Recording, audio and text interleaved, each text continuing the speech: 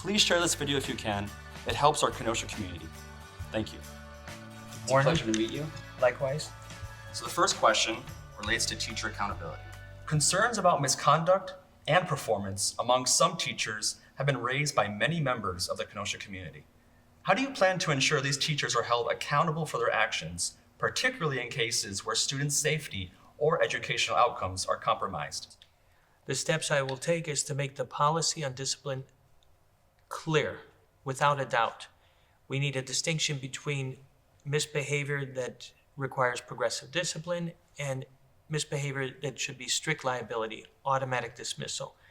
And then we have to follow through. That can't be a bluff. We can't put our head in the ground.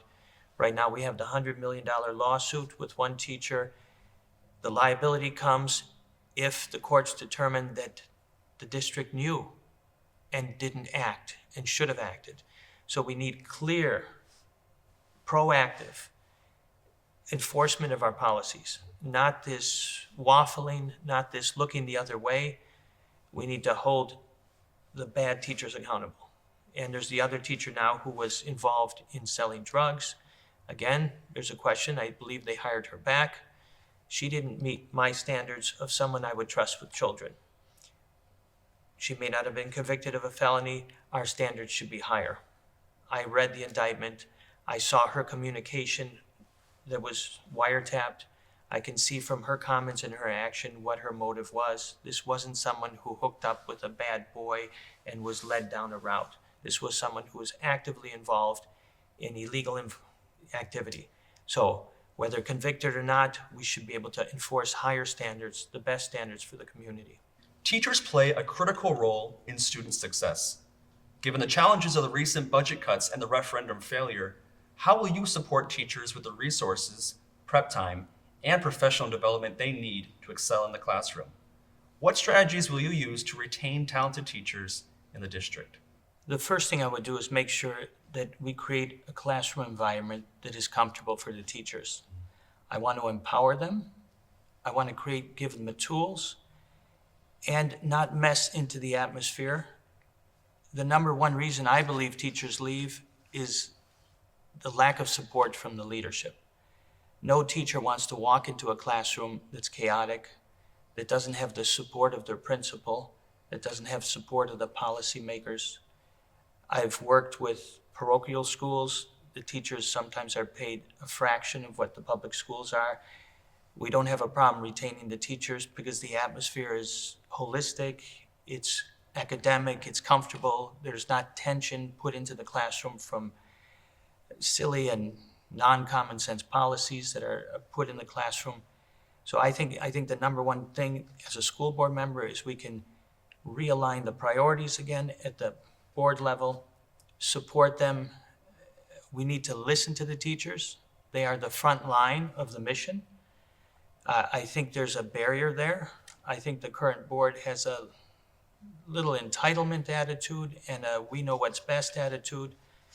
And I really question when was the last time some of those board members have sat in those classrooms dealing with those age groups and dealing with the actual discipline that they have to deal with, the disruptions, the confusion created a lot of times by the policies. So I think that's one major area that will help retain teachers and help encourage other ones to come. Given the recent referendum failure, how will you navigate political divides to prioritize student interests, balance the budget, protect critical services, and ensure support for teachers, including vital services for students with special needs? You know, as a lawyer, I was not a litigator. I do administrative law. I actually work appealing assessments, commercial and residential, which ironically relates to tax levies, taxing bodies, your actual bills. And in this type of law, it's about negotiating, it's about working together, finding resolutions. My background was more in mediation and arbitration. These are really good skills to work with not only the unions, but hopefully if the other board members are willing to come to the table and willing to cooperate. I'm open-minded, I'm tolerant. I come from a family of 12 That's very good practice to deal with people, because my siblings had the whole spectrum of opinions and political backgrounds and choices. So all these things should help. I hope that the board comes with an open mind. Right now, we have a supermajority that is left-leaning. The structure of their policies and procedures have been created in a way that they suppress minority opinions. They make it difficult to get things on the agenda. They can close out and censor things they don't want to hear. They can control the opinions of the parents that they don't like and try to minimize that. So we need true openness, true transparency. All this will help resolve these issues and find a solution that hopefully we both can live with. The district has faced significant budget challenges despite recent renovations. Why did this deficit occur, and what plans do you have to offset it now that the referendum has failed?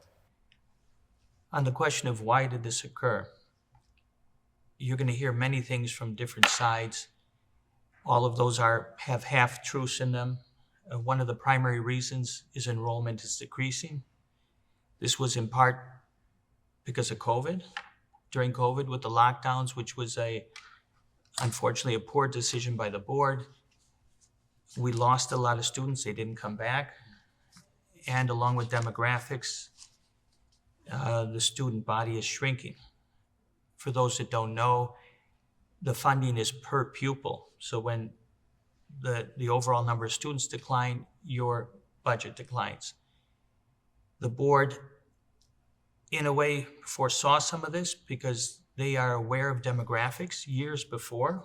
Even now, we know that there's another shrinking coming. The next generation are delaying having children or not having them at all. So we know that the numbers will continue down. But knowing this, the board didn't really proactively address the issue. They took a while to close the schools, to shrink, to consolidate. This was, in a sense, financial mismanagement. I think they do it with the mentality that, don't worry, worst case, we'll have a referendum. Well, I think the people spoke and said, no, we want the best financial management. We're there when it's really needed, but we're not there to cover for lazy or, reactive financial decisions. So I think we can work. We need to look at it closely. It all goes back to the board again. Their policies, their procedures, are they reactive or proactive? Regarding where the cut should be, you may have heard it over the last 10 years, administration has grown at a higher rate than the teaching staff. That's a red flag. That's where the cut should start. Our mandate is education. That means the last thing you should do is cut your product. So there should be no cuts in teachers, frontline teachers. There should be no cuts in academic programs or extracurricular. I consider that part of academics and part of the holistic approach to educating. I encourage my kids to be involved in athletics, in music, in choir. As one of 12, my parents required or just imposed on us. You don't like it as a child. As an adult, you realize the benefit after all the practice, but we all had musical instruments. And after the fact, I wish I had been pushed harder, even though every kid by nature would rather run outside and play, which isn't a bad thing also. Parents have expressed a desire for greater transparency in what their children are being taught. How will you ensure that parents are fully informed about the curriculum, especially regarding topics that are sensitive or controversial? How do you plan to engage parents in decision-making regarding educational content? As a parent, I hear the stories both within Kenosha Unified and in different states and different school districts. There are many red flags out there, and there are many school districts that don't make the effort to be transparent. The old saying is, what do you have to hide? There's almost no excuse nowadays with technology that they can't put things online, one website, you click on it, you can click on the grade, you can click on the curriculum, you can click on the material. I know they offer, I believe you can go in person and see stuff. I don't know how comprehensive that is.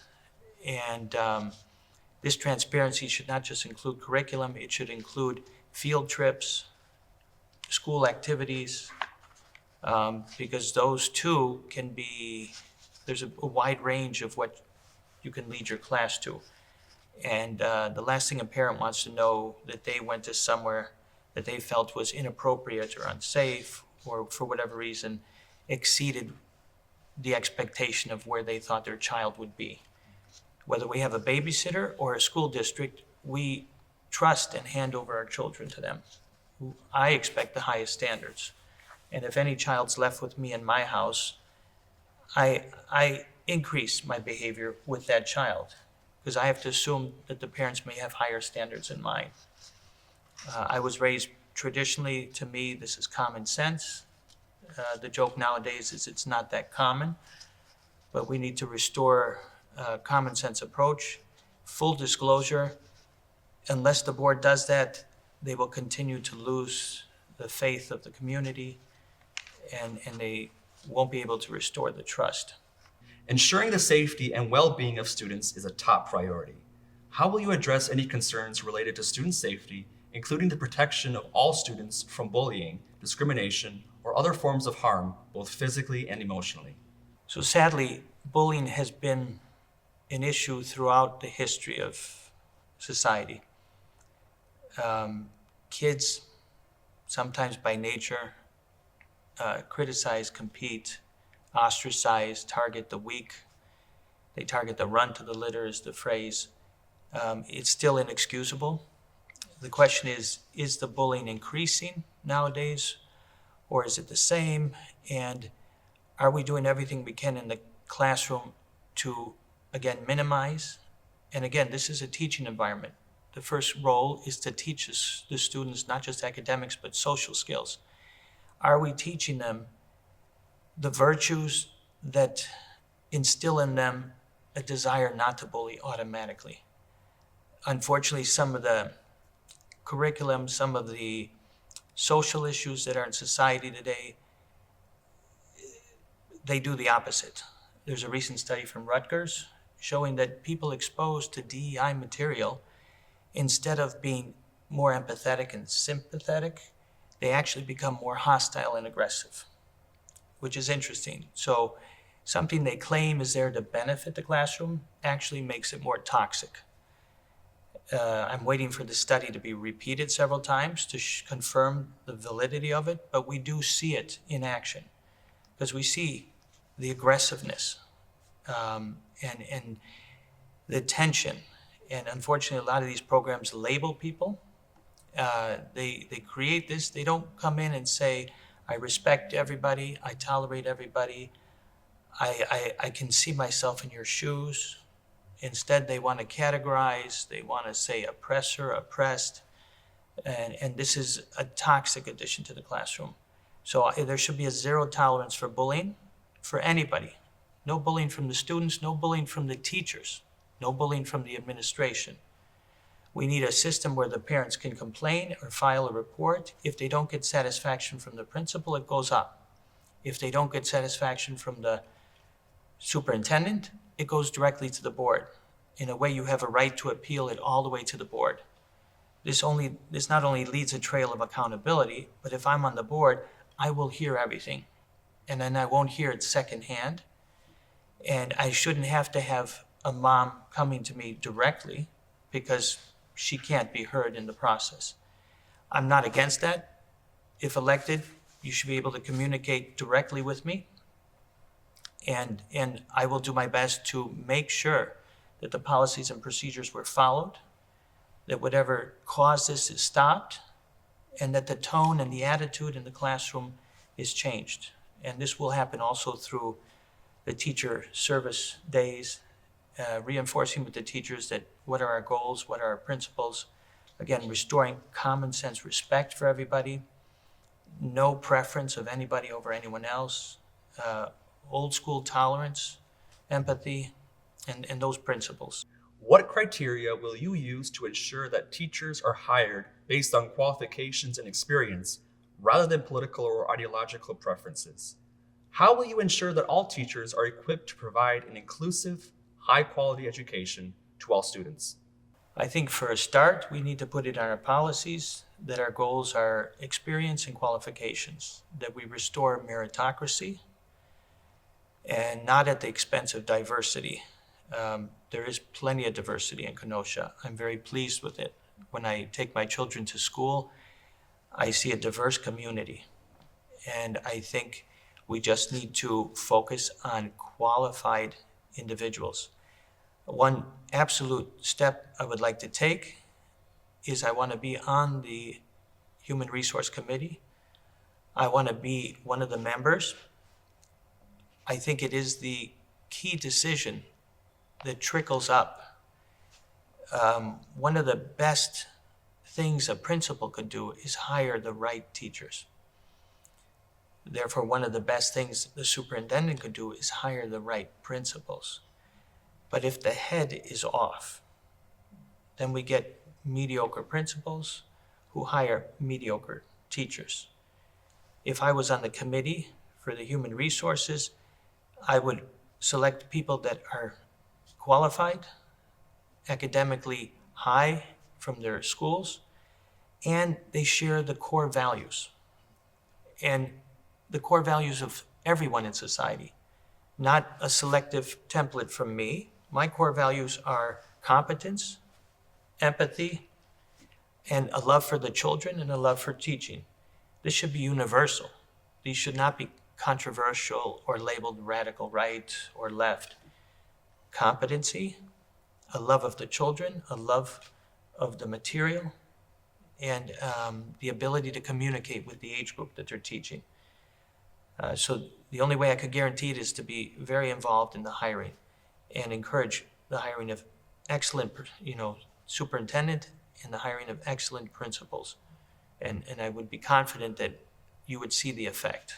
KUSD serves a diverse student body. How do you plan to ensure that the curriculum reflects and respects this diversity, including students from different racial, cultural, and socioeconomic backgrounds? This overlaps with the question we just had. I think it starts with top-notch teachers that have a core that's empathetic, a core that has a sense of justice and fairness for everybody equally. Again, the teacher spends the most time with the children. They have the greatest impact on them.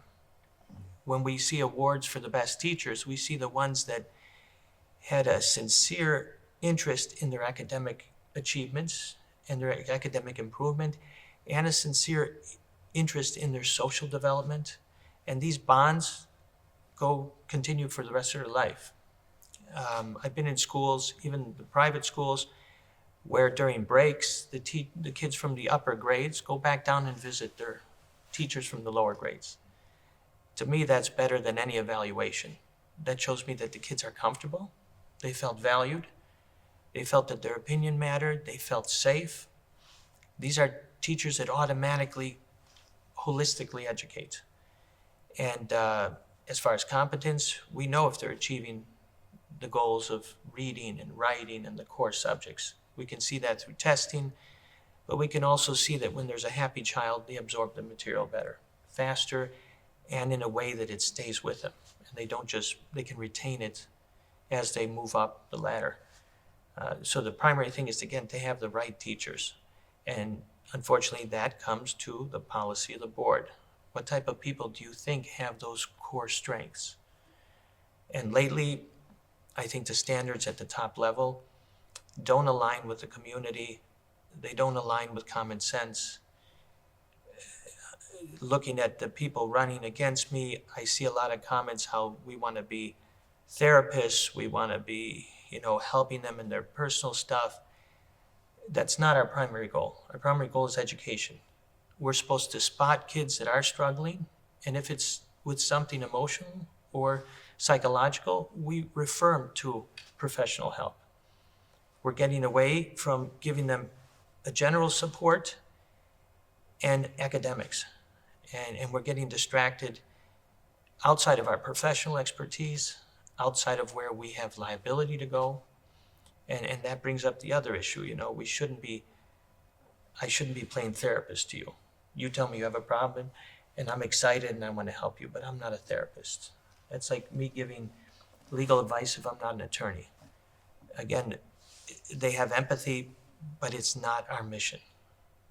And the board and Rebecca and Carl, I see a lot of good intent to do stuff, but this is outside the scope of education. And I think this is where they've been for 20 years. And this is why reading has continually declined, because they're either bored with the core subjects or they're distracted with these other issues that are not the primary concern of the mandate, of the mission, of the parents. Remember, our goal is education. Are they being educated so they can survive in the world when they get out there? Can we make them ready to compete?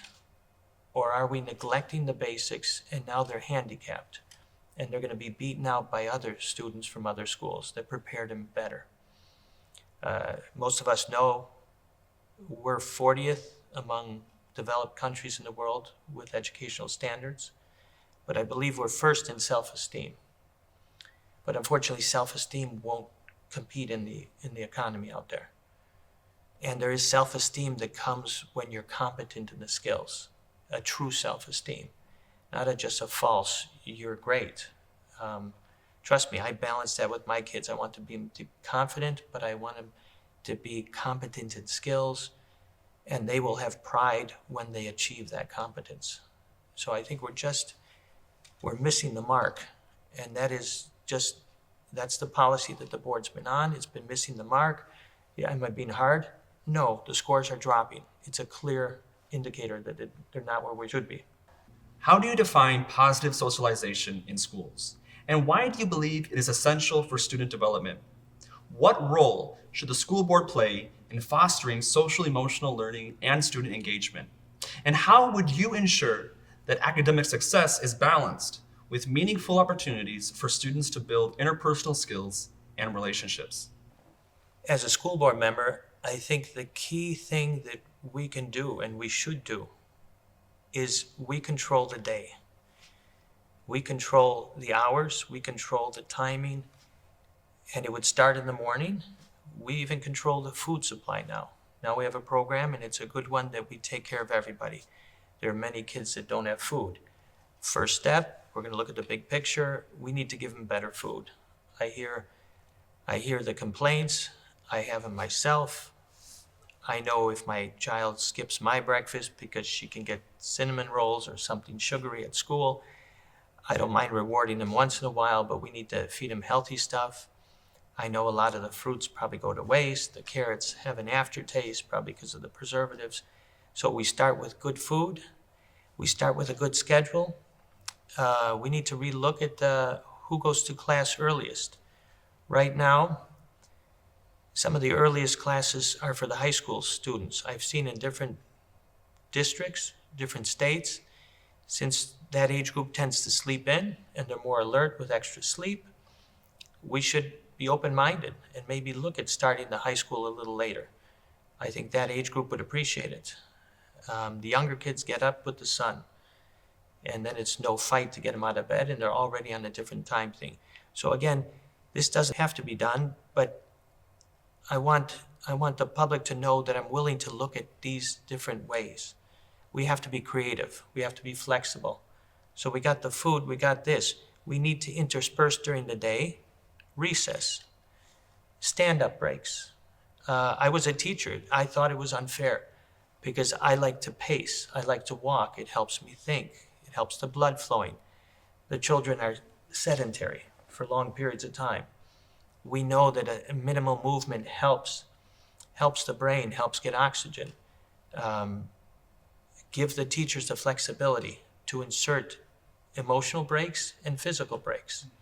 I think we do need recess. We do need an appropriate time for lunch. I get mixed information.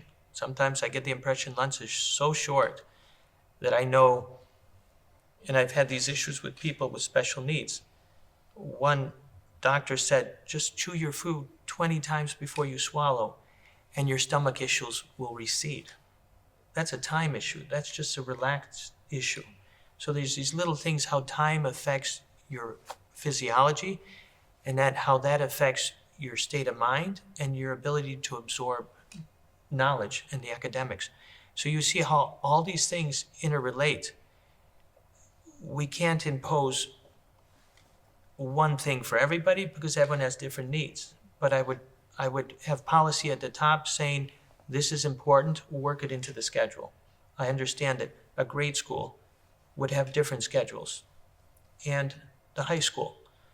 I responded to a survey. Everyone said, yes, we want breaks. They noted that I didn't comment on high schools. I'm not against that, but I want to give more freedom to the principals because as they get older, their schedule changes. So I also respect the principal and the teachers. And as a school board, you got to mandate, but you got to give them a range to be realistic. Otherwise, again, you're putting a stress on the principal and a stress on the teacher that may backfire. We want them to know that it's a priority, that we're supporting them. And if they have a day where the kids are bouncing off the wall, then give them a 10-minute break, walk them outside. Even the recess should be structured, semi-controlled in the way that you can have activities that develop the social skills, that develop camaraderie. These are true events that teach people to get along, teach the kids to respect each other. That's one of the advantages of sports. Regardless of your race, your color, your economic background, the team builds cohesion. So there are plenty of activities you can do. All this adds to a situation where you can have this healthy environment. The latest NAEP results highlight poor student performance, and KUSD is no exception. With the pandemic leaving many students behind, what steps will you take to improve reading outcomes in primary grades and close learning gaps?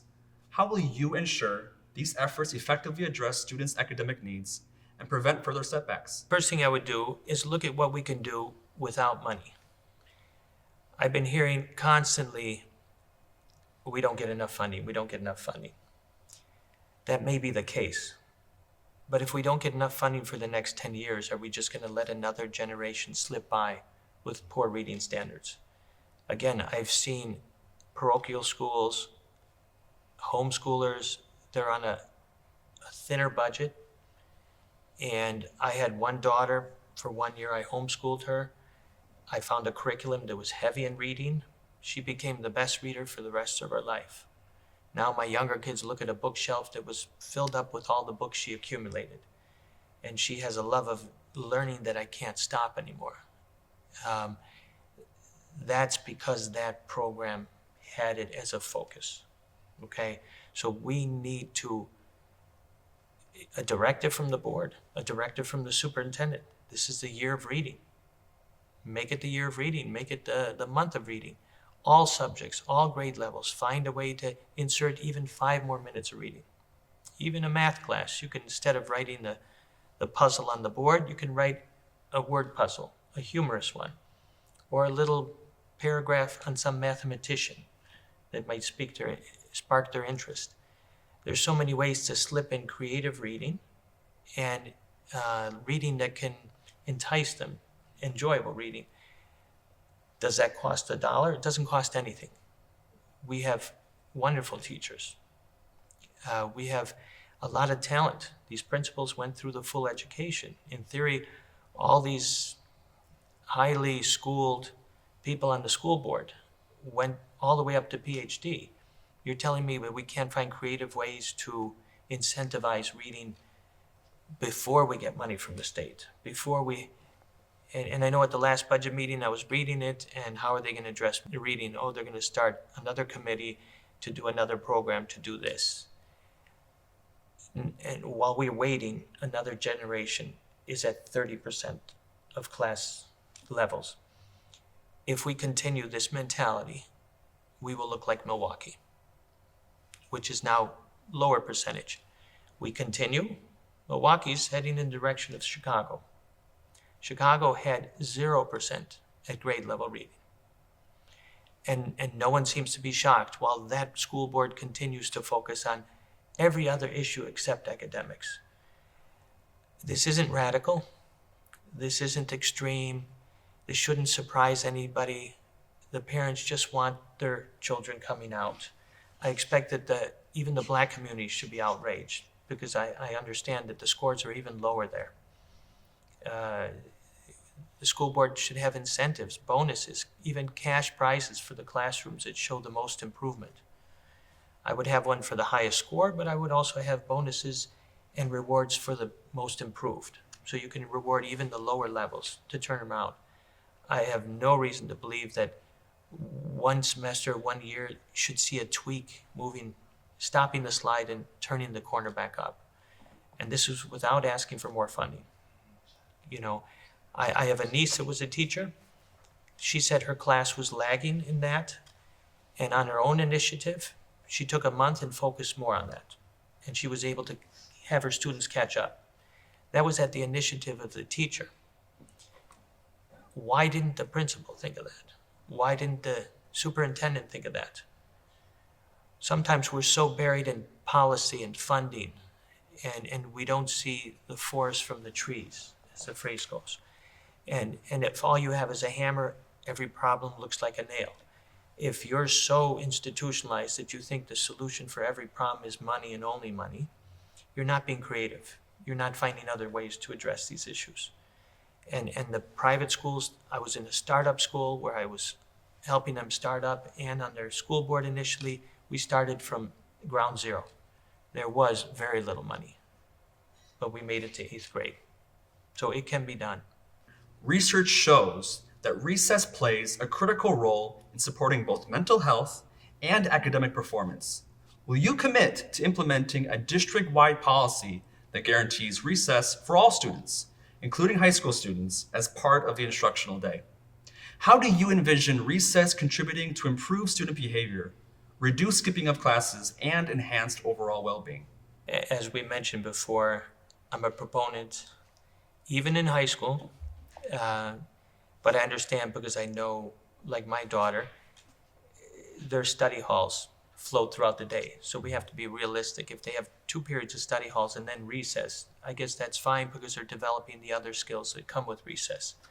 They get to interact with their peers, they get to do activities, and that is very good. It is important, and you're right, it is important even for the older kids.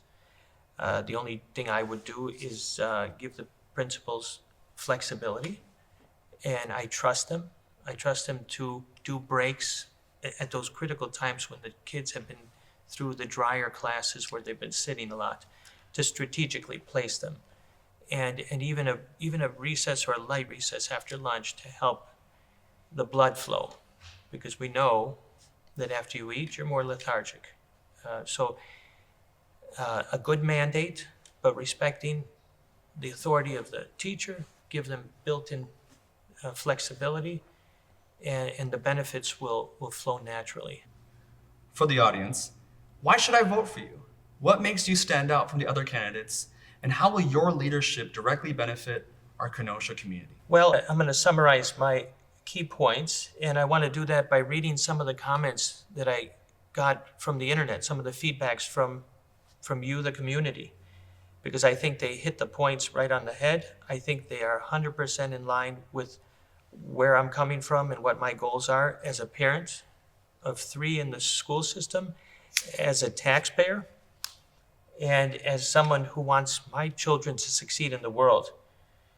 I want transparency, accountability, and a return to traditional academic values. I want education that enhances their ability to function in the world. And this would include, as this person said, and I'm 100% in agreement, cursive writing, money management. Back in the day, we used to teach people how to write a check, even though that may be a thing of the past with the cell phone apps and the auto stuff. I want to better prepare high school students for work opportunities after graduation, whether they're college-bound, trade-bound, or directly to the workforce. And I do want to uphold the integrity of the education, ensuring the fiscal responsibility and protecting the students from ideological agendas. These were feedback from you, and it was phrased so well that I didn't feel the need to use my own words, but those are my words. We need to go back to basics. We need to realign the priorities of the board. We need to stop the fluff, stop the distractions, go back to our core mission. When I was young and I didn't look at the statistics today, it was shocking when they said how many adults don't know how to read. And that number had been declining for decades, but I think it's gone the reverse again. And that is shocking in the age of technology, in the age of all the resources we have, in the age of the computer and other stuff. There's really no excuse.